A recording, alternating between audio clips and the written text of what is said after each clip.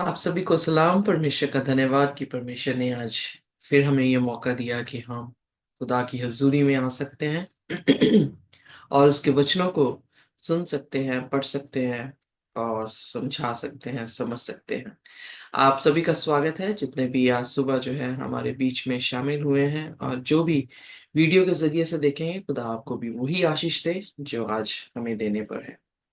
हम उत्पत्ति उसका 31 अध्याय पढ़ चुके थे और हमने 31 अध्याय में देखा है कि किस तरह से यकूब जो है वो लबान के घर से निकल जाता है। लबान उसका पीछा करता है और फिर जो है अपने भगवानों को, जो कि रेचल ने चोरी कर रखे थे, उन भगवानों को ढूंढता हुआ फिर एक ट्रीटी में आते हैं दोनों। और एक पिलर बनता है कि इस पिलर के ना उस पार ना इस पार कोई भी एक दूसरे को हार्म करने के लिए नहीं जाएगा, तो खुदा उनके बीच में साक्षी है। फिर 55 आयत में वो सुबह सुबह लबान जो है अपने पोतरों को और नाती को नातों को जो है वो चुम्बन देकर, अपने बच्चों को चुम्बन देकर जो है वो अपने घर को रवाना हो जाता है। आइए आज जो है हम सीखेंगे उत्पत्ति उसका 32 अध्याय। पर इससे पहले कि हम 32 अध्याय में जाए, अपने सिरों को झुकाएंगे और प्रार्थना में जाएंगे। हमारे स्वर्गीय खुदावन, हम आपके शुक्रगुजार हैं, धन्यवाद करते हैं प्रभु कि आप महान परमेश्वर हैं। आप हमसे प्रेम करते हैं और आपने हमसे इतना प्रेम किया कि जब हम पापी में थे, आप हमारे लिए कुर्बान हुए हैं। खुदावन, हम आपके निहायती शुक्रगुजार हैं, धन्यवाद करते हैं आपके प्यार के लिए, मोहब्बत के लिए और उस कुर्बानी के लिए जो आपने हमारे लिए दी है। आज सुबह खुदावन अपने गुनाहों की माफी मांगते हुए खुदावन आपके तख्त के सामने आए हैं। हमारे पाप बहुत हैं, हमारी कमजोरियां बहुत हैं, हम हर पल गिरते हैं और खुदावन आप हमें उठाते हैं। हमारी गुनाह गलतियों को जो हमारे जहन के कोनों में भी है खुदावन, जिनका हमें इल्म नहीं, उन पापों को भी खुदावन आपके पास लेकर आते हैं और कबूल करते हैं कि हम पापी गुनाहगार हैं। हम पर दया करें, हमें अपने पवित्र लहू से धोकर साफ करें और खुदावन आज के कलाम को हमारे सामने खुदावन आप बयान करें। आप बोलें और हम सुने खुदावन। हम जहाँ कहीं पर भी हैं, जिस भी हालातों में हैं खुदावन, आपके कलाम को सुन रहे हैं, प्रभु हमें कबूल करें और हमें प्रभु जी आशीष और बरकत दें। हमारी प्रार्थना है खुदावन, आपका पाकरू हमारे बीच में जुम्बिश करे और कोई भी ऐसा शब्द ना हो जो खुदावन आपकी शान के खिलाफ बोला जाए, बल्कि हर एक शब्द खुदावन आपकी आत्मा के जरिए से और आपको महिमा दे सके। आप बड़े और हम घटते जाएं। हमारी इस प्रार्थना को सुने, यीशु के नाम से मांगते हैं, आमीन। आइए अपने 32 अध्याय और उसकी पहली आयत को जो है हम वहां से पढ़ना शुरू करेंगे। जी। एसाव से मिलने की तैयारी। याकूब ने भी अपना मार्ग लिया और परमेश्वर के दूत उसे आ मिले। उनको देखते ही याकूब ने कहा, ये तो परमेश्वर का दल है। इसलिए उसने उस स्थान का नाम महनेम रखा। यहाँ पर हम देखते हैं कि लबान, जो कि हमने ऑलरेडी गुजरे कहानी में देखा है कि लबान जो है वो शैतान के तरबियत में काम कर रहा था उनके जीवन में। जो भी उसने डिसेप्शन दी है या जो भी धोखा उसने यकूब को दिया, रेचल को दिया, लिया को, लिया तो उसके साथ बिल्कुल मिली हुई थी। बट जो भी उसने किया इन तीनों की जिंदगी में, और तीनों की जिंदगी किस तरह से हेल बनाई, किस तरह से डिस्फंक्शन हुआ जब वो उस शारीरिक इंसान से अलग हुआ है। तो देखें क्या हुआ है कि खुदा के फरिश्ते उसके पास जो है मिलने के लिए आ गए। क्या ऐसा ही हमारी साल्वेशन में नहीं होता कि जब हम दुनियादारी को छोड़ देते हैं, जब हम पाप को छोड़ते हैं और खुदा की तरफ कदम रखते हैं, तो खुदा के फरिश्ते जो है हमें एनकैम्प कर देते हैं। इसीलिए बाइबल में लिखा, भजन में लिखता है कि खुदा के फरिश्ते उनको घेरे रखते हैं जो परमेश्वर से डरते हैं। सो दो पावर्स हैं, और उन दो पावर्स में हम ये देखते हैं कि एक पावर जो खुदा की है, और जब हमारे कदम खुदा की तरफ होते हैं तो खुदा की जो फौज है, खुदा के जो दूत हैं, वो हमारे साथ होते हैं। पर जब हम खुदा को छोड़कर शैतान की तरफ और शारीरिक संसार की तरफ अपने कदम रखते हैं, तो हम ये देखते हैं कि उसके ईवल दूत जो है वो हमें इनकैम्प करते हैं। बहुत सारे लोग डीमन पोजेस होते हैं। क्यों होते हैं? क्योंकि कहीं ना कहीं उन्होंने जो है शैतान को घर दिया है, और शैतान ने अपना घर उनकी जिंदगियों में जो है वो बना लिया है। ये बहुत ही खूबसूरत आयत है, जो बहुत ही खूबसूरती से एविडेंस देती है कि जब हम शारीरिक जिंदगियों को छोड़ते हैं, दुनियावी जिंदगियों को छोड़ते हैं, पाप की जिंदगी को छोड़कर प्रभु यीशु मसीह में आते हैं, तो खुदा के फरिश्ते हमें इनकैम्प कर लेते हैं। सो यहाँ पर भी उसने जब रास्ते में था तो उसने एक दूत नहीं देखा, उसने बहुत सारे दूतों को देखा। और इसलिए उसने कहा कि खुदा का कैंप, सो इसका मतलब कि झुंड है खुदा का, कुटुंब है खुदा का, जो उसने वहां पर देखा, और उस जगह का नाम उसने महनेम रख दिया। क्या हमने दुनिया को छोड़ा है? यकीन जानिए, अगर हम छोड़ते हैं, अगर हम अपना इनकार करते हैं खुदा के लिए, तो खुदा और खुदा के फरिश्ते हमारे साथ चलते फिरते हैं। If you remember the story कि 28 अध्याय में जब वो धोखा दे के भागता है यकूब, और जब उसने अपना बिस्तर बनाता है, पत्थर को अपना पिलो बनाता है, तो वहां पर एक क्या आता है, सीढ़ी आ जाती, जो आसमान से निकलकर जमीन पर लगती है। और उस सीढ़ी में कौन थे? फरिश्ते चढ़ते और उतरते थे। सो वो सीढ़ी अगर यीशु मसीह है, अगर यीशु मसीह हमारे जीवन में आए, तो कौन उतर रहा है, कौन चढ़ रहा है? खुदा के फरिश्ते जो है हमारे तक कम्युनिकेशन कर रहे हैं। आसमान और जमीन पर जो हम बैठे हैं, एक कर दिया। So I really like this verse. बड़ी पसंद किया मुझे इस वर्स को, बहुत मुझे अच्छा लगा कि खुदा हमें छोड़ता नहीं है। फिर उसके बाद तीसरे वचन में आइए देखिए।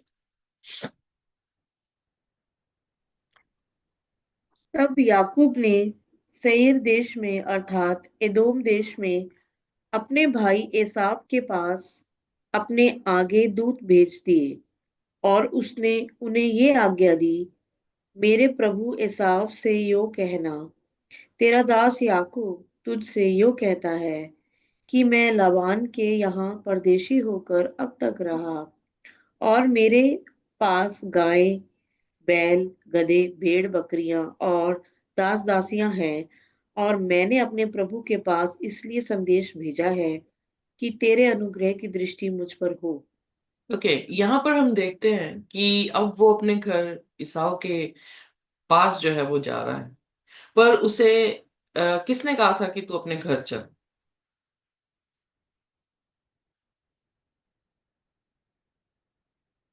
याद है? परमेश्वर ने। परमेश्वर ने, राइट, एग्जैक्टली। सो परमेश्वर ने क्या कहा था? परमेश्वर ने कहा तू इस जगह को, आराम को छोड़कर क्या कर, कनान की तरफ निकल, मैं तेरे साथ हूंगा। सो अब यहाँ पर जब परमेश्वर ने कह दिया कि मैं तेरे साथ हूंगा, तो यहाँ पर इन आयतों में हम ये देखते हैं कि उसने संदेश किसको भेजा? ईसाऊ को भेजा। यानी अभी भी उसके दिल में ये डर था, कि उसे याद था कि ईसाऊ ने क्या कहा था कि मैं इसको जान से मार दूंगा। और दूसरी बात, उसकी माँ ने ये कहा था कि जैसे इसका गुस्सा शांत होगा, तो मैं तुझे बुलवा भेजूंगी। सो ना उसकी माँ ने बुलवा भेजा, और ना ही जो है क्या कहते हैं, उसे कोई संदेश मिला कि उसने जो है उसे माफ कर दिया है। बट सिर्फ खुदा की आवाज सुनकर जो है वो निकला था। पर यहाँ पर ऑन द वे, इससे पहले कि वो अपने भाई से मिलता, इससे पहले कि वो ट्रबलस टाइम वो फेस करता, कि कैसे वो ईसाऊ से मिलेगा और ईसाऊ उसके साथ क्या करेगा, वो क्या कर रहा है? अपने आप को हम्बल कर रहा है। यहाँ पर उसने बड़ा खूबसूरत तरीके से बोला, अपने मैसेंजर्स को भेज रहा, अपने दासों को, अपने से पहले इदोम मतलब इदोम में था ईसाऊ जो था, उसको उसका जो कुटुंब या उसका रहना जो है इदोम में था। तो एडोमाइट्स जितने भी हैं वो ईसाऊ की संतान है। सो उन तक जो है वो संदेशा भेजा, और कैसे बोल रहा है, दैट यू शैल से टू माई लॉर्ड ईसाऊ, तुम मेरे स्वामी ईसाऊ से कहना कि तेरा दास यकूब, I have lived with Laban as an alien, मैं लेबन के पास, अपने मामे के पास था और आज तक था। और मेरे पास जो है वो काफी ऑक्सन हैं, गधे हैं, फ्लॉक्स हैं, जितने भी स्लेव्स हैं मेरे पास बहुत है। I have sent to tell my lord, और मैंने इसलिए ये दास भेजे हैं अपने स्वामी को बताने के लिए, in order that I may find favour in your I site, और साइट, कि मैं तेरी नजर में क्या करूं, अनुग्रह को पा सकूं। सो यहाँ पर हम देख रहे हैं कि यकूब ने ईसाऊ को किस तरह से ये दिखाने की कोशिश की कि वो उसका दास है। क्यों दिखा रहा है? पीछे कहीं ना कहीं उसके सबकॉन्शियस माइंड में जो है वो डर है। और यहाँ पर खुदा ने, कई बार खुदा हमारी जिंदगियों में डर देता है, वो डर अच्छा होता है अगर हम अच्छे तरीके से इसका इस्तेमाल करें। वो डर हमें हलीम कर देता है कई बार। आ, हाल ही में थोड़ी देर पहले जो है, जब मुझे ये खबर मिली कि डॉक्टर्स जो थे वो सस्पेक्ट कर रहे थे कि मुझे बावल कैंसर है, तो डर था।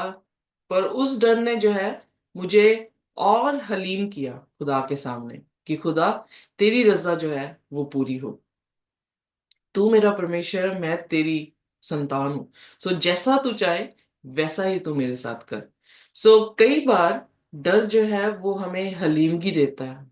हम खुदा के सामने और हलीम जो है वो हो जाते हैं, सिर्फ खुदा के सामने नहीं, बल्कि हमें अपने भाइयों के सामने जो है वो हलीम होना है। यहाँ पर खुदा उसे जो है, एक्चुअली मुझे ये चैप्टर फर्स्ट वर्स से नहीं पढ़ाना चाहिए, मुझे ये चैप्टर लास्ट वर्स से जो है वो पढ़ाना चाहिए, ताकि वो और खूबसूरती को जो है वो लेकर आए। सो इससे पहले कि वो दुआ में जाता, खुदा उसको किस तरह से हलीम कर रहा है। वो डर भी जो है उसके लिए बहुत फायदेमंद है। यहाँ पर वो अपने भाई के सामने, जिसको वो धोखा दे के निकला था और छल दिया, और छल देने के बाद अब वापस आ रहा है, उसी भाई को जो है, क्योंकि वो पलौठा था, उसी भाई को जो है, हालांकि ही वो जो था उसकी एड़ी को पकड़े हुए बाहर निकला था, वो जो है उसको बार बार कर रहा था कि वो अपना बर्थ राइट उसे दे दे, और फिर चालाकी से बाप से भी बर्थ राइट जो है वो लेकर भागा है। जस्ट इमेजिन कि किस जहन में वो था, कि वो जो है यू नो सारी चालाकियां करके भागकर अब वापस जब आ रहा है। अगर मैं किसी के साथ चालाकी करूं और उसी के घर में वापस जा रही हूं, तो कैसा मेरा रवैया होगा? मैं कैसे जा सकती, किस मुंह से जा सकती हूँ? तो इसलिए वो यहाँ पर हलीम हो गया, और उसे स्वामी कह रहा है कि वो बड़ा भाई है, और अपने आप को उसका दास कह रहा है, जो कि उलट, प्रोफेसी के उलट है, कि जो बड़ा है वो छोटे का जो है वो दास होगा। सो सिचुएशन इतनी, मतलब मुश्किल वाली थी कि उसने कुछ नहीं सोचा कि प्रोफेसी क्या थी। उसने ये सोचा कि मैं अपनी जान जो हूं वो कैसे बचा सकता हूं, तो उसने अपनी स्ट्रेटेजीज भी लगाई। बहुत सारे थियोलॉजियंस ये कहते हैं, पर मैं ये सोचती हूँ कि उस समय खुदा ने उसे समय दिया कि वो अपने भाई के सामने हलीम हो जाए, अपने खुदा के जो क्या कहते हैं, आज्ञाओं में जो है उसे परिपूर्ण कर रहा था। सो उसने कहा कि मेरे पास सब कुछ है, सो डोंट थिंक कि मैं तेरा कुछ चुराने के लिए आ रहा हूँ। सो इसलिए स्पेसिफाई कर रहा है स्पेशली, मेरे पास ऑक्सन है, डोंकी है, फ्लॉक्स हैं, मेल फीमेल स्लेव्स हैं। सो इसलिए वो ये बताने की कोशिश कर रहा है कि आई हैव पोजेशन, मैं इस बार कुछ भी चुराने के लिए नहीं आ रहा हूँ। I am a wealthy man, और मैं अपने आप को तेरे सामने हलीम कर रहा हूँ। सो कई बार हमारे रिलेशनशिप में भी हमारी ह्यूमिलिटी ही जो है वो काम आती है। हमारे एक खराब रिलेशनशिप में अगर हम हलीम हो जाएं, तो हमारी रिलेशनशिप दोबारा मेंड किए जा सकते हैं। सो यहाँ पर एक लेसन और मिलता है कि पहली चीज, जब हम दुनियावी जिंदगी से बाहर निकलते हैं तो खुदा हमारे साथ, उसके फरिश्ते जो है हमारे साथ होते हैं। दूसरी चीज कि जब हम अपने टूटे हुए रिलेशनशिप में अपने आप को हलीम कर लेते हैं, यीशु मसीह ने भी अपने टूटे हुए रिलेशनशिप जो कि आदम और हवा के साथ हो चुके थे, उसको मेंड करने के लिए, उसको बनाने के लिए यीशु मसीह बिल्कुल हलीम हो गया। फिलिपियों उसके 2 उसकी 5 से आगे हम जब पढ़ते हैं तो वो वहां पे कहता है कि खुदा खुदा होते हुए भी उसने खुदा की तुलना नहीं की बल्कि हलीम हो गया, और वो मौत के पॉइंट तक जो है हलीम रहा, ओबीडियंस रहा। और उस हलीमगी से जो है उसने हमारे रिलेशनशिप पिता के साथ मेंड कर दिए। सो वही तरबियत यकूब में जो है वो देखने को मिलती है। आइए अब आगे देखते हैं 9वें वचन में। जी। फिर याकूब ने कहा, हे यहोवा, हे मेरे दादा अब्राहम के परमेश्वर, हे मेरे पिता इसहाक के परमेश्वर, तूने तो मुझसे कहा था कि अपने देश और जन्मभूमि में लौट जा और मैं तेरी भलाई करूंगा। तूने जो जो काम ओके अपनी करुणा और सच्चाई। सिस्टर, सिस्टर जी 2 मिनट रुकना। ओके, सो यहाँ पर जो है तीसरी चीज सीखने को मिल रही है कि खुदा के वचन को याद करना। जेकब ने उस टाइम जबकि वो बहुत ज्यादा प्रेशर में था, बहुत ज्यादा स्ट्रेस में था, यकूब ने उस टाइम क्या कहा कि हे मेरे दादा के परमेश्वर, हे मेरे पिता के परमेश्वर, हे मेरे प्रभु, तूने मुझसे कहा था कि तू अपने देश में चला जा और I will do you good, और मैं तेरा भला करूंगा। जब हम कभी भी किसी सिचुएशन में ऐसे हों कि स्ट्रगल जो है हमारे सामने बहुत बड़ी आने वाली है, अगर आपको याद हो तो यकूब, एक ऐसा समय आने वाला है जो कि दानियल उसके 12 अध्याय उसकी पहली आयत में हमारे सामने जो है वो जिक्र आता है। अगर आप मेरे साथ खोलें तो बहुत ही खूबसूरत होगा, क्योंकि ये हमारे टाइम के लिए भी जो है वचन है।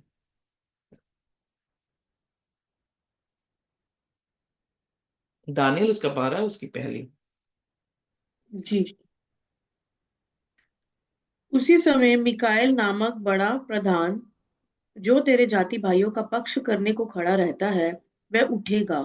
तब ऐसे संकट का समय होगा जैसे किसी जाति के उत्पन्न होने के समय से लेकर अब तक कभी ना हुआ होगा, परंतु उस समय तेरे लोगों में से जितनों के नाम परमेश्वर की पुस्तक में लिखे हुए हैं, वह बच निकलेंगे। ओके, सो यहाँ पर हम देखते हैं कि सिर्फ यकूब की कहानी नहीं है, बल्कि आप अपने आप को भी इस कहानी में कहीं ना कहीं रख सकते हैं। जी जी क्योंकि जी। दानियल 12 अध्याय में अंत के दिनों में भी कुछ ऐसा बड़ा स्ट्रगल जो है हमारे लिए आने वाला है, और उस टाइम मिकाइल हमारे लिए जो है वो खड़ा होगा। इसलिए मैंने कहा ये चैप्टर मैं शायद आखिरी आयत से पढ़ाती तो बहुत खूबसूरत जो है और बन जाता।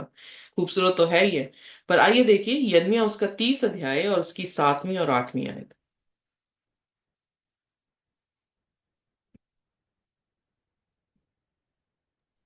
यिर्मयाह 30। हाँ जी 30, उसकी जी 7th और उसकी जी 8th वर्स। जी। हाय हाय, वह दिन क्या ही भारी होगा, उसके समान और कोई दिन नहीं। वह याकूब के संकट का समय होगा, परंतु वह उससे भी छुड़ाया जाएगा। आमेन। सो इसका आमीन। मतलब हमारे टाइम में भी एक ऐसा समय आने वाला है जो यकूब के समय के जैसा होगा, उसकी स्ट्रगल के जैसा होगा। क्योंकि सॉरी जब हमने रेवलेशन उसका 16 अध्याय पढ़ा था तो वहां पर क्या था, 7 प्लेग्स जो थे वहां पर नजर आए हैं। और तब प्रोबेशन टाइम जो है वो खत्म हो गया, मर्सी का दरवाजा जो है वो खत्म हो गया, और 7 प्लेग जो है इस दुनिया में पड़ेंगे। और लास्ट आर्मेगेडन क्या होगी, जब सारी की सारे दुश्मन जो है खुदा के रास्तबाजों के अगेंस्ट जो है वो खड़े होंगे।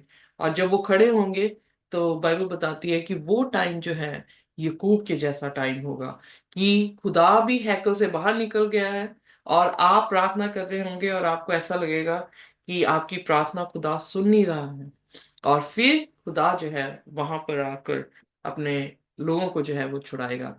सो we are in this story, so इसलिए अपने आप को यहाँ पर हमें डालकर जो है वो देखना जरूरी है।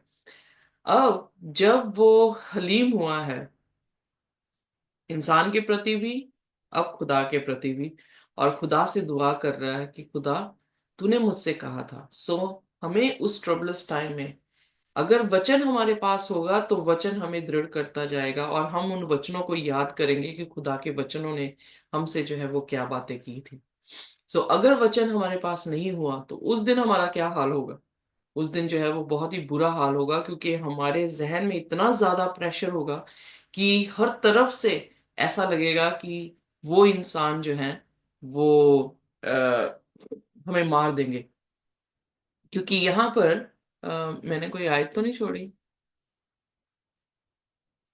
ओके, या we lost one, sorry. Sixth verse में जब हम गए हैं, पढ़ें प्लीज सिक्स्थ वर्स। मैंने दो आयतें छोड़ दी। उत्पत्ति की 30 32 की, और ओ सॉरी 32 की 6। जी। जी। वे दूत याकूब के पास लौट के कहने लगे, हम तेरे भाई एसाव के पास गए थे और वह भी तुझसे भेंट करने को 400 पुरुष संग लिए हुए चला आता है। पढ़ दें। तब याकूब बहुत डर गया और संकट में पड़ा, और ये सोचकर अपने साथियों के और भेड़ बकरियों के और गाय बैलों और ऊंट के भी अलग अलग दो दल कर लिए कि यदि एसाव आकर पहले दल को मारने लगे तो दूसरा दल भागकर बच जाएगा। तो यहाँ पर ध्यान दें कि उसने कहा कि मेरा मेरा स्वामी और मैं तेरा दास। पर पलट के जवाब क्या आया? पलट के जवाब ये आया कि ईसाऊ से मिलने के लिए आ रहा है, और कितने लोगों के साथ? 400 आदमियों के साथ मिलने के लिए आ रहा है। तो क्या उसके जहन में होगा कि ईसाऊ जो है मुझे क्या कर देगा? मार देगा, क्योंकि माँ ने भी कोई सुसमाचार नहीं मुझे पहुंचाया, और माँ तो इनफैक्ट 20 सालों में मर गई। और वो कैसे उसको जो है वहां से लेकर आती है, और कैसे उसे बताती कि ईसाऊ गुस्से में है या नहीं है? सो उसके पास जो एविडेंस थे, उन एविडेंस से उसे ये समझ आया कि ईसाऊ ने उसे माफ नहीं किया। ईसाऊ का गुस्सा जो है वो खत्म नहीं हुआ। ईसाऊ अब 400 इंसानों के साथ, आदमियों के साथ जो है वो मुझे मिलने के लिए आ रहा है। तो जैसे उसे पता लगा, उसने अपनी स्ट्रेटजीज जो है, जो कि वो स्किलफुल तो शुरू से ही है, कि आदमी होता हुआ, अपने प्रोफेशन में होता हुआ, वो एक तरह का रिसर्चर है, एक तरह का बहुत अच्छा शेपर्ड भी है। यहाँ पर as a army, as a commander of the army भी बहुत स्किलफुल है। सो उसने क्या किया, उसने दो टोलियों में जो है अपने जानवर मतलब बांट दिए, ताकि अगर एक को वो मारे तो दूसरा जो है वो अपनी जान बचा के जो है वो चले जाए। सो उसने अपने सारे फ्लॉक्स, हर्ड्स, कैमल जो है जो उसके साथ थे, लोग भी, उनको भी दो टोलियों में जो है वो बांट दिया। पर फिर उसके बाद वो दुआ कर रहा है। सो हम प्रेशर को देख सकते हैं कि उसका प्रेशर जो है वो बढ़ता जा रहा है, और दुआ कर रहा है खुदा से कि तूने मुझसे कहा था वापस आने को, और तूने कहा था कि तू सब कुछ मेरे लिए भला करेगा। अब 10वीं आयत में वो परमेश्वर के सामने भी हलीम हो जाता है। आइए देखिए कैसे वो बयान करता है। तूने जो जो काम अपनी करुणा और सच्चाई से अपने दास के साथ किए हैं, कि ही लेकर ये सॉरी मैं जो अपनी छड़ी ही लेकर इस यरदन नदी के पार उतर आया, और अब मेरे दो दल हो गए हैं। तेरे ऐसे ऐसे कामों में से मैं एक के भी योग्य तो नहीं हूं। मेरी विनती सुनकर मुझे मेरे भाई एसाव के हाथ से बचा। मैं तो उससे डरता हूँ, कहीं ऐसा ना हो कि वह आकर मुझे और माँ समेत लड़कों को भी मार डाले। तूने तो कहा है कि मैं निश्चय तेरी भलाई करूंगा और तेरा वंश को समुद्र के बालू के किनके के समान बहुत करूंगा, जो बहुतायात के मारे गिने नहीं जा सकते। तो ओके, यहाँ पर जो है फिर वो खुदा के सामने, इंग्लिश में बड़ा खूबसूरत है, शुरुआत में ही उसने कहा, I am not worthy of the least of all the steadfast love, जो तूने आज तक मेरे साथ प्रेम किया है, जो तूने आज तक वफादारी की है। क्योंकि यरदन तक वो पहुंच चुका है, गिलियाड से आगे जो है वो निकल गया है। और वहां पर वो क्या क्या कह रहा है कि यरदन पार में करके कैसे आया था, एक लाठी से आया था, एक स्टैफ ही थी। बट अब क्या है, अब इतना बड़ा झुंड जो है तूने दिया है, यानी वो अपनी आशीषों के लिए भी अपने आप को काबिल नहीं समझ रहा खुदा के सामने। भाई के सामने हलीम हो गया, अब खुदा के सामने भी अपने आप को क्या कर दिया उसने, हलीम कर दिया है। इसलिए कई बार परेशानी इसलिए आती है ताकि हम अपने करेक्टर को जो है वो फॉर्म करें खुदा के बीच में। कि खुदा जैसे लोगों के बीच में हलीम हो गया, खुदा ने इवन यीशु मसीह ने इवन पिता के सामने भी अपने आप को क्या कर दिया, हलीम कर दिया। वही करेक्टर यहाँ पर खुदा इसमें भी फॉर्म कर रहा है कि वो अपने भाई के सामने हलीम हो जाए, वो खुदा के सामने भी जो है वो हलीम हो जाए। और उसने उसने ऑलरेडी कन्फेस किया कि वो डरा हुआ है कि उसका भाई उसको आकर उस माँ के साथ बच्चों को भी जो है वो मार ना दे। पर फिर रिमाइंड करवा रहा कि खुदा तूने मुझसे कहा है कि तू मेरी संतानों को समुंदर के रेत के कंकर के समान जो है वो करेगा, जो कि उसने उसके दादा के साथ भी यही वाचा बांधी थी, उसके बाप के साथ भी यही वाचा बांधी, इब्राहिम के साथ 12 अध्याय में वाचा कर रहा है, और जो इसहाक है उसके साथ 25 अध्याय में वाचा बांध रहा है। और यहाँ पर जो है हम देखते हैं कि 27-28 में भी जो है खुदा ने यकूब के साथ ये वाचा बांधी। और वो उन वर्ड्स को रिमाइंड कर रहा है, उन प्रोमिसेस को अपने जहन में लेकर आ रहा है, अपनी दुआओं में लेकर आ रहा है, ताकि खुदा को नहीं रिमाइंड करवा रहा। बहुत सारे लोग प्रोमिसेस दोहराते हैं प्रार्थना में कि वो सोचते हैं कि हम खुदा को रिमाइंड करा रहे हैं कि खुदा तूने ऐसा कहा है। No no no no no. Well, खुदा भूलता नहीं है, खुदा अज्ञानी नहीं है कि उसको रिमाइंड कराना पड़ेगा कि उसने क्या वचन बोला है। बहुत सारे लोग जो है कलाम में से आयतें भी बोलते हैं। क्या खुदा आपके जैसा है, मेरे जैसा है कि वो भूल जाता है? क्या उसे दोहराने की हमारी कुवत है कि हम उसे दोहराएं? यहाँ पर वो अपने अपनी दुआओं में अपने खुदा के वचनों को रिमाइंड अपने लिए करवा रहा है, अपने आप को हिम्मत दे रहा है कि खुदा तूने मुझसे ये वायदा किया और मैं यहाँ पर जो हूँ तेरे पास आया हूँ। उसके बाद 13वीं आयत में जो है, आइए देखिए। जी। और उसने उस दिन की रात वहीं बिताई और जो कुछ उसके पास था उसमें से अपने भाई एसाव की भेंट के लिए छांट छांट कर निकाला, हम्म। अर्थात 200 बकरियां और 20 बकरे, 200 भेड़े और 20 मेंढे, और बच्चों समेत दूध देने वाली 3 ऊँटनियां और 40 गायें और 10 बैल और 20 गधे और उनके 10 बच्चे। हम्म। इनको उनके झुंड झुंड करके अपने दासों को सौंप कर उनसे कहा, मेरे आगे बढ़ जाओ और झुंड के बीच बीच में अंतर रखो। ओके, फिर अब यहाँ उसने पर उसने क्या किया, दुआ करके उसने फिर दोबारा से जो है एक स्ट्रेटजी की। क्या की कि प्रभु यीशु मसीह के वचन में लिखा कि इससे पहले कि तू अपनी भेंट खुदा के ऑल्टर में चढ़ाए, अगर तेरा कोई ना कोई कहीं ना कहीं तेरा जो है संबंध टूटा हुआ अपने भाई से, तो जा सबसे पहले अपने भाई के साथ क्या कर, सुलह कर, और उसके बाद अपनी प्रार्थना वेदी पर लेकर आ। राइट। यहाँ पर उसके जी। संबंध भी अपने भाई के साथ क्या थे, खराब थे। तो जब उसके संबंध खराब है, आप इमेजिन करें कि जब लबान लबान जो था वो पूरब से आया है और इदोम जो है वो पश्चिम से है। जब लबान उसको ओवरटेक कर रहा है, यानी लबान उसके पीछे भागा है, तो वो डरा नहीं है। पर जब इदोम उसके तरफ आ रहा है तो वो डरा हुआ है। ऐसा क्यों है? क्योंकि लबान के साथ उसने कोई छल नहीं किया था, इसलिए वो कॉन्फिडेंट था, उसको फेस करना जानता था।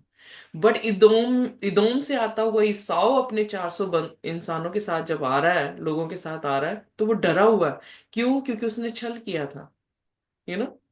सो यहाँ पर उसकी जो भाई के साथ रिलेशनशिप है वो ब्रोकन है, इसलिए वो डरा हुआ है। हम भी कई बार जो है उन लोगों से डरते हैं जिनके साथ जो है हमारे रिलेशनशिप ब्रेक हो चुके हैं, और डरते भी हैं, और हम जो है उनके साथ आंखों में आंखें भी जो है वो नहीं मिलाते, क्योंकि आपका कहीं ना कहीं उनके साथ कनेक्शन गलत है, कहीं ना कहीं उन्होंने आपके विपरीत जो है वो गलती की है, या आपने उनके विपरीत गलती की है।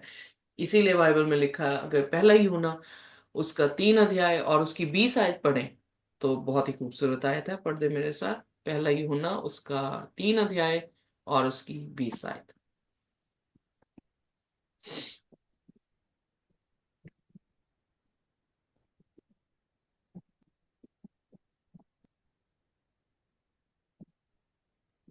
पहला यूहन्ना उसका तीन तीसरा अध्याय अध्याय। तीन तीन अध्याय हाँ जी। और उसकी 19 और 20 आयत पढ़ दें। जी जी सिस्टर। Thank you. परमेश्वर के सम्मुख है आप, इसी से हम जानेंगे कि हम सत्य के हैं, और जिस बात में हमारा मन हमें दोष देगा उसके विषय में हम उसके सामने अपने अपने मन को ढांढस दे सकेंगे, क्योंकि ओके परमेश्वर हमारे मन से बड़ा है और सब कुछ जानता है। ओके, सो यहाँ पर क्या यूहन्ना लिख रहा है? यूहन्ना ये लिख रहा है कि अगर हमारा मन दोष दे रहा है तो खुदा तो हमारे मन से भी क्या है, ऊंचा है या बड़ा है, जो हमारे गुर्दों तक को जी जानता है। सो जी जी अगर पहली चीज हमारा मन ही, हमारी कॉन्शियस ही हमें क्या कर देती है, अलर्ट कर देती है कि हमने कुछ ना कुछ गलत किया है। सो यहाँ पर वो अलर्ट हो गया है कि उसने गलत किया है, अब उसको मेंड करने की कोशिश कर रहा है। तो कैसे कर रहा है? उसका दास बनकर। कैसे कर रहा है? कि वो जो है खुदा के सामने उसके वचनों को दोहराकर अपना ढाढ़स जो है वो बांध रहा है, खुदा के बीच में जो है वो जा रहा है, खुदा से प्रार्थना कर रहा है। फिर यहाँ पर उसने सीरीज ऑफ गिफ्ट जो है अपने भाई के लिए रख दिए। उसने जो है यहाँ पर 200 फीमेल गोट्स हैं, 20 मेल गोट्स हैं, 200 जो है वो मेमने हैं, या 20 जो है वो रैम्स हैं, 30 ऐसे कैमल्स हैं जो दूध दे रहे हैं, और उसी तरह से 40 cows, 10 bulls, 20 female donkeys, 10 male donkeys. So just imagine कि उसने कहा कि इनके बीच में दूरियां रखो। सो जैसे ही ईसाऊ देखे तो ईसाऊ देखे कि ये जो है गिफ्ट जो है वो मेरे लिए आए हैं। सो यहाँ पर हम देख रहे हैं कि आहिस्ते आहिस्ते खुदा उसको खाली करता जा रहा है। कह रहा है कि लूका 9 उसकी 23 में लिखा है, deny yourself, if you want to follow me, deny yourself. So यहाँ पर खुदा इससे पहले कि उसे आशीष की तरफ लेकर जाए, खुदा उसको खाली कर रहा है। खुदा हमें भी खाली करता है। जब तक हम अपने आप को खाली नहीं करते वो अपनी पाखरू नहीं डाल सकता। जब उसने 6 मटके काना गलील में शादी पर, उसने जब उसमें यू नो पानी डलवाया, उससे पहले क्या करवा रहा है? खाली करवा के उन्हें साफ करवा रहा है। सो वही यहाँ पे गॉस्पेल जो है वो कर रहा है। और यहाँ पर वो जो उसके पास था वो चीजें जो है किसको ऑफर कर रहा है? अपने भाई को। बहुत सारे लोग कहते हैं वो ब्राइब करने की कोशिश कर रहा है, पर मैं इसको ब्राइब नहीं सोचती। मैं सोचती हूँ खुदा उस डर के कारण उसकी जिंदगी में से उसका अपना घमंड, अपनी पोजेशन में घमंड, अपना सेल्फ रिलायंस, अपने ऊपर निर्भरता कि मैं कॉम्पिटेंट हूँ, मैं स्किलफुल हूँ, वो सारी चीजें जो उसने एक्वायर की थी लबान के घर में, उन सभी से वो खाली कर रहा है। और यहाँ पर हम देखते हैं 16वीं आयत में कि उसने कहा कि इनके बीच में दूरी रखना। फिर 17वीं आयत में आइए देखिए, मेरे साथ पढ़े। फिर उसने अगले झुंड के रखवालों को ये आज्ञा दी कि जब मेरे भाई एसाव तुझे मिले और पूछने लगे कि तू किसका दास है और कहाँ जाता है, और ये जो तेरे आगे आगे हैं सो किसके हैं, तब कहना कि ये तेरे दास याकूब के हैं। हे मेरे प्रभु एसाव, ये भेंट के लिए तेरे पास भेजे गए हैं, और वह आप ही हमारे पीछे पीछे आ रहा है। ओके, आगे पढ़ते।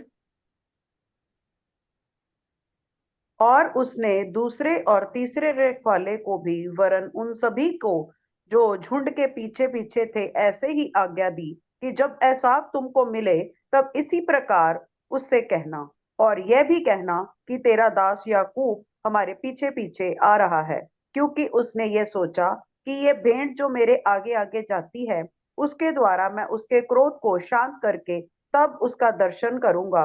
हो सकता है वह मुझसे प्रसन्न हो जाए। सो वह भेंट याकूब से पहले पार उतर गई, और वह आप उस रात को छावनी में रहा। Amen. सो यहाँ पर ध्यान देने वाली बात है कि उसने जो है उसे जुन मतलब जो भी वो ऑफर कर रहा था उसे जो है वो डिवाइड कर दिया उसने। जस्ट इमेजिन ईसाऊ आ रहा है और ईसाऊ के सामने 20 जो है 200 जो है वो फीमेल गोट्स, और वो पूछ रहा है ये कौन है। 200 गोट्स वहां पे हो उसके सामने, और वो कहें प्रभु आपके दास जो है यकूब ने आपके लिए दिए हैं। तो वाह, ओके, लवली। फिर आगे देख रहा है तो इतनी 200 जो है वो रैम्स हैं या भेड़े हैं। तो उसने कहा ये क्या है। सो कहने का मतलब उसने सीरीज ऐसे बनाई कि कहीं ना कहीं वो उसे क्या कर दे, माफ कर दे, और उसको जो है अपना ले। कितनी बार हमें माफ करना चाहिए, कितनी बार हमने, जितना बड़ा हमारा पाप हो उतना ही हमें क्या करना चाहिए, रिपेंटेंस भी हमारी होनी चाहिए। सो जितना जी बड़ा उसकी जो थी क्या थी पाप था, उतना ही बड़ा जो है वो रिपेंटेंस भी शो कर रहा है अपने भाई के सामने। सो इसलिए पतरस से पूछा कितनी बार हमें माफ करना चाहिए, तो पतरस कह रहा 7 बार। प्रभु ने कहा 7 नहीं, 70 गुना 7 बार। सो अगर हमने पाप भारी किया है तो हमें माफी भी उतनी ही मांगनी है। सो उसने जो है अपने बैल, अपने गधे, अपने सारे लाइफ स्टॉक, क्योंकि उस टाइम पे लोगों को अमीर इसी से जाना जाता था जितने उनके पास जानवर होते थे, जितना उनका लाइफ स्टॉक या हर्ड होता था। तो यहाँ पर वो सब कुछ जो है ऑफर कर रहा है। खुदा उसे आहिस्ते आहिस्ते उसके सारे घमंड को खाली कर रहा है। उसका घमंड उसका पोजेशन था, उसे देना पड़ गया। सो यहाँ पर उसके जब कर रहा है तो वो फिर यहाँ पे बयान अपने ही शब्दों में कर रहा है कि मैं सोच रहा हूँ कि ईसाऊ मेरी भेंटों को एक्सेप्ट करके मुझे भी जो है वो एक्सेप्ट कर ले। उसके बाद वो सबको भेज दिया उसने, अपने बाल बच्चों को भी जो है भेजेगा। आइए देखिए 22वें अध्याय में, और वो कैंप में जो है रात वहीं पे गुजार रहा है। देखिए मेरे साथ 22वां वचन। उसी रात उसी रात को वह उठा, अपनी दोनों स्त्रियां और दोनों लौंडियां और 11 लड़कों को संग लेकर घाट से यब्बोक नदी के पार उतर गया, और उसने उन्हें उस नदी के पार उतार दिया, वरन अपना सब कुछ पार उतार दिया, और याकूब आप अकेला रह गया। तब कोई पुरुष आकर पौ फटते तक उससे मल युद्ध करता रहा। ओके, जब पुरुष मर के यहाँ पे ध्यान दे। अब क्या हो गया, खुदा उसको पहले हलीम कर रहा है। खुदा फिर उसका सारा घमंड उसका खत्म किया, उसकी चीजों को उसने जो है वो भेज दिया। यहाँ पर अपने परिवार को भी जो है वो क्या कर रहा है, नदी के उस पार जो है वो भेज रहा है। और रह कौन गया अकेला वहां पर, यकूब।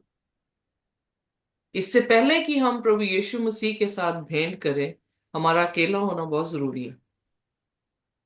हमारा 1 to 1 जो है टॉक होनी खुदा के साथ बहुत जरूरी है। इसीलिए ये शाया उसका पहला अध्याय उसकी 16 आयत में लिखा, आओ हम वाद विवाद करें। So we need to talk with each other. इससे पहले खुदा उसको मुल्के कनान में जाने देता, इससे पहले खुदा उसके नाम को बदलता। अगर आपको याद हो, हमने प्रकाशित वाक्य उसका 2 अध्याय उसकी 17 आयत में देखा था कि परमेश्वर अपने लोगों को नया नाम देगा।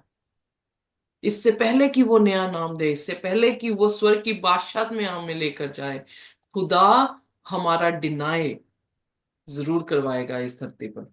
जिस पर भी हम घमंड कर रहे हैं, वो घमंड को जो है वो जरूर तोड़ेगा, क्योंकि वो हमारा पॉटर है और हम उसके हाथों में जो है वो क्या है, क्ले की तरह है, मिट्टी की तरह है। वो उसे बनाता है, तोड़ता है, और फिर उसको फॉर्म करता है। सो एग्जैक्टली वही चीज जो है यहाँ पर हमें देखने को मिल रही है। if anyone would like to follow me, deny yourself, carry your cross and follow me. So daily जो है हम अपने आप को तोड़ते हैं।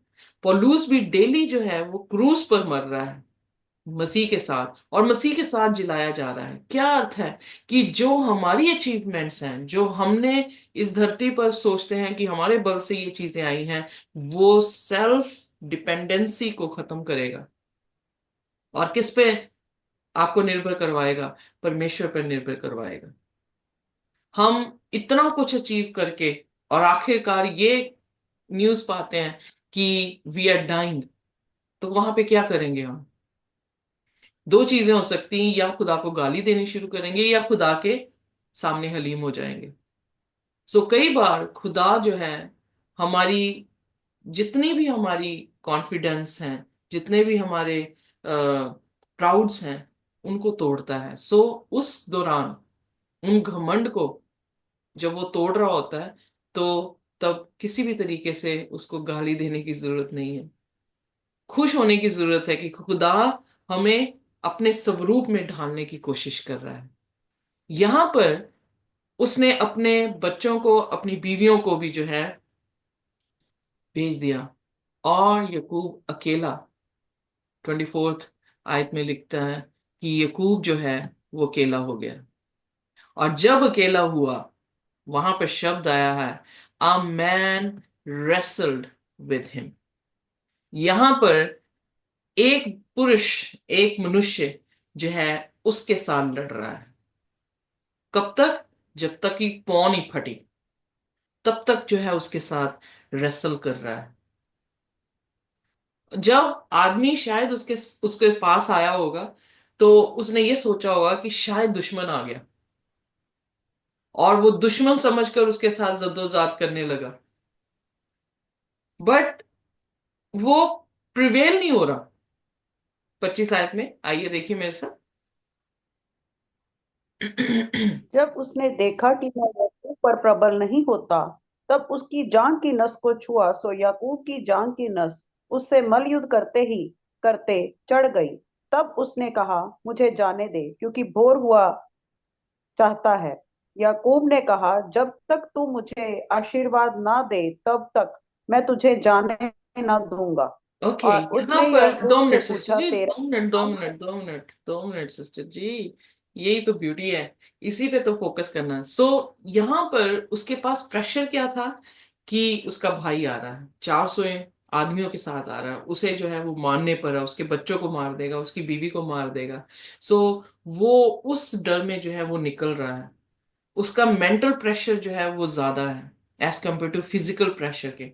बट जब वो मलयुद्ध आया मनुष्य करने के लिए, अब उसका जो है ये हाल हो गया कि इवन वो पुरुष जो है वो प्रिवेल नहीं कर रहा यकूब के अगेंस्ट। यानी यकूब बिल्कुल बलवंत तरीके से उसके साथ जो है वो मलयुद्ध कर रहा है, और वो उसे उस पर जो मनुष्य है वो उस पर जय नहीं पा रहा है।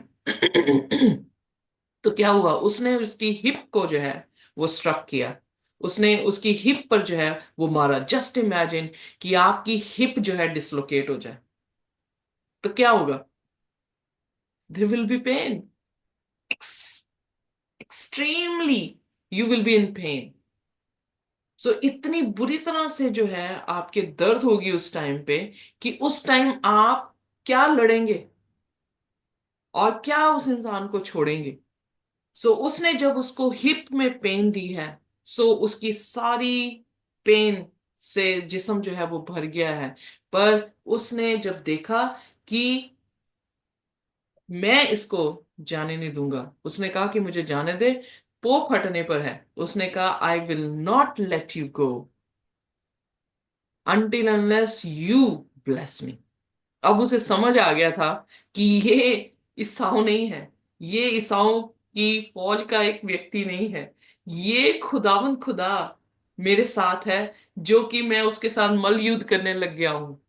और वो जाने की कोशिश कर रहा है, मैं उसे छोड़ूंगा नहीं जब तक कि वो मुझे आशीष ना दे। सो इतने दर्द में, इतने मेंटल प्रेशर में, इतनी फिजिकल पेन में, वो हर चीज से जो है वो क्या हो गया, शून्य हो गया। फिजिकली भी वो शून्य हो गया, उससे और कुछ नहीं होगा। वो पूरी जिंदगी के लिए अब लिंप करके जो है वो चलेगा। कई बार हमारे हिप्स को, कई बार हमें लिंप कर देता है, जैसे मुझे कर रखा है, ताकि हर एक घमंड जो है हम क्या कर दें, तोड़ दें। हर एक अपनी सोचों को जो हम दौड़ दौड़ रहे हैं ना, या दौड़ा रहे हैं अपने घोड़ों को, उनको हम रोक दें, पॉज करें, सोचें कि खुदा हमारे से क्या चाहता है। कई बार हमारे पास बीमारियां आती हैं, परेशानियां आती हैं, खुदा का शुक्र है, क्योंकि वो परेशानियां हमें किसके करीब लेकर जाएंगी, खुदा के करीब। पर अगर हम चाहेंगे।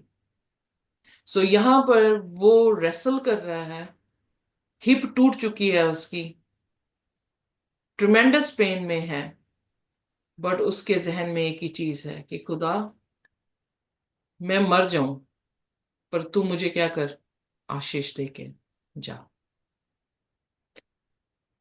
क्या हम ऐसी परिस्थिति में जहां पर मेंटली भी हम इतने प्रेशर में हों, डर रहे हों, छुप रहे हों अपने एनिमी से,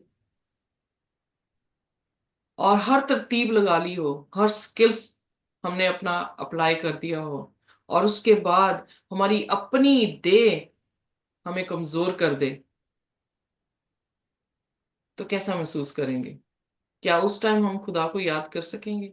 क्या उस टाइम हम उस प्रेयर में, उस प्रार्थना में रेसल कर पाएंगे खुदा के साथ, क्लिंग रह पाएंगे उसके साथ? वो क्लिंग रहा, वो उसको छोड़ नहीं रहा था, वो उसे पकड़े हुआ था। वो लख मतलब उसकी हिप जो है वो टूट चुकी है। जस्ट इमेजिन टूटी हुई हिप के साथ वो कैसे, वो आगे को जा रहा है, वो छुड़वा रहा है मनुष्य, और ये उसको क्लिंग करके बैठा है, और जितना मूव हो रहा होगा उतनी उसकी पेन जो है वो बढ़ रही होगी। But he was stick, hold fast till your last breath, प्रकाशित वाक्य में लिखा।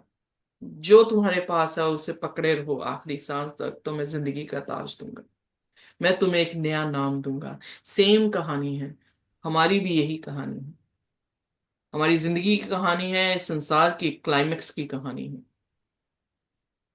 और जो कोई भी उसे पकड़े रहेगा, जो कोई भी उसे, चाहे पेन में भी होकर वो कहे कि प्रभु मुझे आशीष दे के जा, मैं तुझे ऐसे नहीं जाने दूंगा। 27वें वचन में फिर उससे पूछता है, आइए देखिए, एक एक आयत पढ़ेंगे प्लीज। और उसने याकूब से पूछा, तेरा नाम क्या है? उसने कहा, याकूब। जब उसने पूछा तेरा नाम क्या है, तो यकूब ने क्या बड़े घमंड से कहा होगा कि मेरा नाम यकूब है? यकूब का अर्थ क्या है? डाकू, चोर, डिसीवर, यू नो। उस जी। सोसाइटी में भी उसके नाम से उसे कोई अच्छी चीज नहीं थी। तो जब वो कन्फेस कर रहा है, deceiver, he is confessing his sins. Gospel is there, confess your sins before Christ. हम भी कन्फेस करते हैं अपने गुनाहों को। हम छुपाते नहीं है कि हम डिसीवर हैं, हम छुपाते नहीं है कि हम चोर हैं, हम छुपाते नहीं है खुदा से। क्योंकि अगर हमारा दिल हमें डिसीवर कह रहा है, तो खुदा जो उससे बड़ा है वो हमें क्या कह रहा होगा? इसलिए छुपाने की जरूरत नहीं है जो हम हैं, हम पापी हैं। उसने भी यही कहा, एक्सप्रेशन कोई अच्छा वाला नहीं था। मैं यकूब हूं, मैं सप्लेंटर हूं, मैं डिसीवर हूं, मैं वो हूं जिसने हील पकड़ी हुई थी। जस्ट इमेजिन, उसने अपनी पूरी जिंदगी का दिखा दिया कि हु ही वॉज। जब उसने अपना सब कुछ खाली कर दिया, अपना रुतबा खाली हो गया उसका, उसकी अपनी अचीवमेंट्स खाली हो गई, उसका जिस्म भी जब खाली हो गया, उसने जो अपने दिल में डर था वो भी बाहर निकाल दिया खुदा के सामने। मैं ही डिसीवर हूं खुदा। तो खुदा ने उसे क्या कहा? खुदा हमसे क्या कहेगा जब हम अपने आप को खुदा के सामने शून्य करते हैं? आइए देखिए 28वें वचन में। उसने कहा, तेरा नाम अब याकूब नहीं परंतु इज़राइल होगा, क्योंकि तू परमेश्वर से और मनुष्य से भी युद्ध करके प्रबल हुआ है। आमेन। यहाँ पर वो क्या कर रहा था, अपनी तैयारी क्या कर रहा था? एक मनुष्य के सामने आने की, और खुदा के सामने। उसने कहा आज से तेरा नाम डिसीवर नहीं है, आज से तेरा नाम गॉड रूल्स इज़राइल होगा। अब तू रूल नहीं करेगा अपनी लाइफ को, पर कौन रूल कर रहा है? खुदा रूल कर रहा है। क्योंकि तूने क्या किया है? मनुष्य और खुदा के सामने जो है जय पाई है। You are the overcomer. Israel का अर्थ है गॉड रूल्स। वो जय पाया हुआ इंसान बन गया। हम भी जब जय पाएंगे, हम भी जब टूटेंगे, खाली होंगे, खुदा की आत्मा हमें अपने अपने आप से जो है वो भरेगी, तो एक दिन हमारा भी नाम जो है वो बदला जाएगा। और वो नाम सिर्फ हम ही जानेंगे कि खुदा ने हमें क्या नाम दिया है। और इज़राइल उसका जो है वो नाम रख दिया गया। फिर 29 आयत में यकूब पूछता है। याकूब याकूब ने कहा, मैं विनती करता हूँ, मुझे अपना नाम बता। उसने कहा, तू मेरे नाम क्यों क्यों पूछता है? तब उसने उसको वही आशीर्वाद दिया। यहाँ पर उसने नाम पूछा तो खुदा खुदा उससे कह रहा है, तू मेरा नाम क्यों पूछता है? अगर तुझे ना पता होता कि मैं कौन हूं तो तू मुझे जाने देता। क्योंकि वो जानता था कि ये खुदा है। और खुदा उसके सामने एक मनुष्य के मानिंद आया। हम ऑलरेडी देख चुके हैं, खुदा जब कभी भी आया है किसी ने खुदा को नहीं देखा, पर एक ही को देखा है और वो यीशु मसीह है। ये यीशु मसीह की देह में आने से पहले भी यीशु मसीह कैसे उसके साथ मुलाकात करने आए? एक मनुष्य के माने। और तू क्या जानता है? तू क्यों पूछता है मेरा नाम? वहीं पर, वहीं उसी सिचुएशन पर में खुदा ने उसे क्या की? आशीष दी। जब मेंटली स्ट्रेस्ड है, मेंटली प्रेशर है, फिजिकली यू नो वो अब टूट चुका है और एक्सट्रीम पेन में है, खुदा ने वहीं पर उसको आशीष दी। क्या हम अपनी पेन में प्रभु यीशु मसीह के साथ वफादार रह सकते हैं? अगर रह सकते हैं तो खुदा वहीं पर उसी पेन में जो है आपको आशीष देगा। और फिर यकूब ने उस जगह का नाम पेनियल रखा। आइए देखें। तब याकूब ने ये कहा कि उस स्थान का नाम पनियल रखा कि परमेश्वर को हम आमने सामने देखने पर भी मेरा प्राण बच गया है। मैन वो जानता था कि ये कौन है? ये साव नहीं है, ये परमेश्वर है। इसलिए वो क्या है? डिसर्नमेंट उसको थी कि खुदा और ईसाओं में वो डिसर्न कर पाया। हमारे को भी डिसर्नमेंट तभी मिलती है जब खुदा का आत्मा हम पर आए। जब हम खाली हो चुके हों और खुदा का आत्मा आ जाए तो खुदा का वचन भी समझ आता है और बुरे और भलाई में अंतर भी जो है वो नजर आता है। और यहाँ पर उसने जो है फिनाइल करके नाम जो रखा है जगह का, उस जगह के नाम का अर्थ ही यह है कि मैंने परमेश्वर को देखा है और मैं जिंदा रहा। यीशु मसीह परमेश्वर है। आदि में वचन, वचन परमेश्वर के साथ था, वचन परमेश्वर था, वही वचन देहधारी हुआ। खुदावन यीशु मसीह उसके पास थे और खुदा को उसने देखा। और हम भी जो है यीशु को रोज कलाम के जरिए से देखते हैं और हमारी जिंदगी प्रिजर्व होती है, हमारी जिंदगी बचाई जाती है। फिर 31 आए। पनियल के पास से चलते चलते सूर्य उदय हो गया और वह जांग से लंगड़ाता था। इजराइली जो पशुओं की जांग की जोड़ वाले जंघासन को आज के दिन तक नहीं खाते, उसका कारण यही है कि उस पुरुष ने याकूब की जांग की जोड़ में जंघासन को छुआ था। तो यहाँ पर हम देखते हैं कि वो उसके बाद पूरी जिंदगी लिंप करके जो है वो चला है, पर उस लिंपिंग में भी खुदा की रजा थी। और कल जो है हम अगले चैप्टर में, नो सर, कल मंडे को अगले चैप्टर में हम देखेंगे कि वो रजा जो है खुदा की क्यों थी। क्योंकि उसकी लिंपिंग ने जो है, उसके गिफ्ट्स ने नहीं उसके दुश्मन को, बट उसकी लिंपिंग ने उसके भाई के दिल को जो है वो हलीम कर दिया और उसने उसे कबूल कर लिया। गॉड नोज कि कैसे हम अपने दुश्मनों से जय पा सकते हैं। सो जब हम अपने आप को खाली कर देते हैं खुदा के साथ भेंट करने करने पर, हम अपने जिस्म से, हम अपने दिल से, दिमाग से एक चीज सोच लेते हैं, डिटर्मिन हो जाते हैं कि मैं खुदा को नहीं जाने दूंगा जब तक कि खुदा मुझे आशीष ना दे। तो खुदा उस इंसान को क्या देगा? जय देगा, उस इंसान को नया नाम देगा। सो यही प्रकाशित वाक्य का संदेश है। और जो हमने ऑलरेडी सीख चुके हैं कि प्रकाशित वाक्य में खुदा के लोग जो उसकी आज्ञाओं को मानते हैं उनको मानने का आदेश दिया जाएगा। और आर्मगेडन की लड़ाई जो है वो 16 अध्याय में हमने देखी है। सो उस दौरान में क्या होने वाला है कि लोग जो हैं, जो दुश्मन होंगे वो धर्मी लोगों को मारने पर होंगे। और उस टाइम जो है बहुत ही यकूब की जैसी सिचुएशन जो है हमारी होगी। शायद कहीं पर हमारे जिस्म भी तोड़े जाएंगे और बहुत दर्द होगी। क्या हम खुदा को उस टाइम भी याद करेंगे कि इनकार कर देंगे?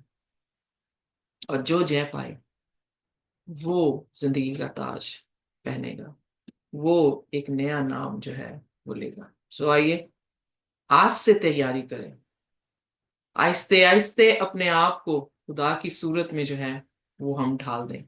और जब खुदा की सूरत, बाइबल में लिखा है दूसरा कुरिन्थियन में उसके 4 अध्याय में कि जो हम घाव अपने जिस्म में लिए फिरते हैं वो ये दिखाता है कि हम यीशु के जैसे बन गए। जो घाव इसे लगा है वो भी क्या दिखा रहा है कि यीशु मसीह जो है जैसे बन गया है। जैसे वो हलीम था, जैसे वो दर्द में था और फिर भी वो पिता के साथ मौत तक वफादार रहा, उसी तरह से यहाँ पर यकूब की सूरत भी जो है प्रभु यीशु मसीह के जैसे होगी। और जैसे उसका नाम सबसे ऊपर कर दिया गया यीशु मसीह का, उसी तरह से इसका नाम भी जो है वो पूरी जातियों में आदर का नाम जो है वो बना दिया गया। आज उसी की संतान से यीशु मसीह आकर हमारी जिंदगी में भी राज करता है। आज हम भी विश्वास के जरिए से इब्राहिम, इसहाक और याकूब की संतान जो है वो बनते हैं। सो होल बाइबल जो है वो मुझे इस अध्याय में जो है वो नजर आई है, और शायद आपको भी नजर आई होगी। सो इसलिए यकीन जानिए कि खुदा के साथ आपका चलना आपको आशीष जरूर देगा। खुदा आप सब को आशीष और बरकत दे। आमीन।